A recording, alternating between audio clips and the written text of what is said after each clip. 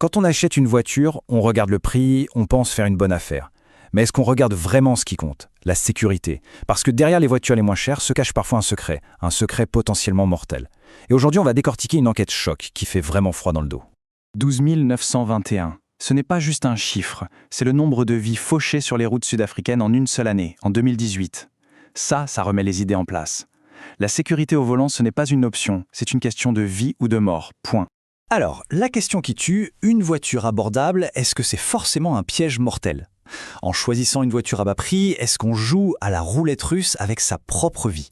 On va répondre à ça tout de suite. Allez, on plonge direct dans le vif du sujet. Première round, le prix contre la protection. On va mettre sur le grill 27 modèles d'entrée de gamme. Et vous allez voir les résultats, ils vont vous secouer. Ce que cette étude met en lumière, c'est un truc de fou. Le prix affiché sur l'étiquette n'a parfois rien à voir avec la capacité de la voiture à vous sauver la peau en cas d'accident. Le but ici, c'est de donner les clés pour faire le meilleur choix pour sa sécurité, même avec un petit budget. Bon, mais alors, comment on mesure la sécurité d'une voiture concrètement? Ce n'est pas de la magie. Le rapport utilise un système de notation super clair basé sur 2 piliers essentiels. Allez, on décortique la méthode. Il y a 2 choses à comprendre. D'abord, la sécurité active. Pensez-y comme le cerveau de la voiture. Son job, éviter l'accident. On parle de l'ABS, de l'ESP, les systèmes qui aident à garder le contrôle. Et puis, il y a la sécurité passive.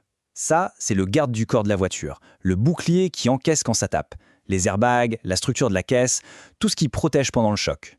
Prenons un exemple parfait de sécurité passive, les airbags.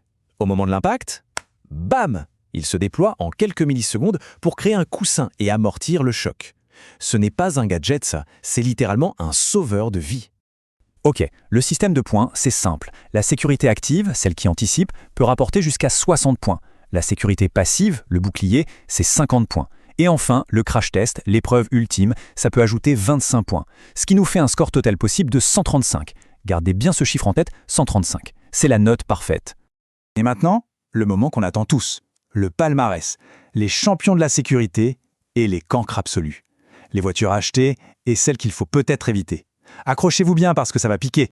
Alors, qui sont les premiers de la classe? En tête, on a la Volkswagen Take-Up qui décroche un excellent score de 110 points sur 135. Pas mal du tout. Juste derrière, la Renault Sandero et la Toyota Aygo assurent aussi. Voilà des choix intelligents. Mais c'est en regardant au fond du classement que ça devient carrément flippant.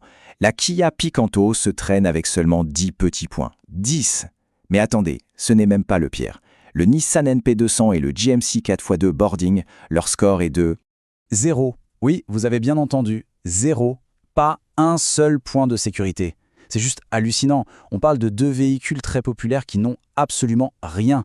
Aucun des équipements de sécurité de base testés. C'est le chaos total et c'est sans doute la claque la plus violente de ce rapport. On pourrait se dire, facile. Je lis la fiche technique et c'est bon. Grosse erreur. C'est un piège. Une liste d'équipements sur une brochure, ça ne veut rien dire. La vraie sécurité, celle qui sauve des vies, elle se révèle au moment du choc. Et c'est pour ça que les crash tests sont cruciaux. C'est l'épreuve de vérité. Le rapport le dit noir sur blanc. Les équipements de sécurité seuls ne garantissent rien. Ça ne suffit pas. La seule question qui vaille, c'est, concrètement, dans un vrai carton, comment la voiture réagit.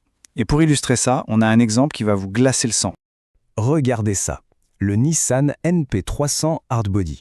Sur le papier, il a l'air bien, il a 2 airbags, il a l'ABS. On se dit, ok, ça va, je suis protégé. Pas vrai?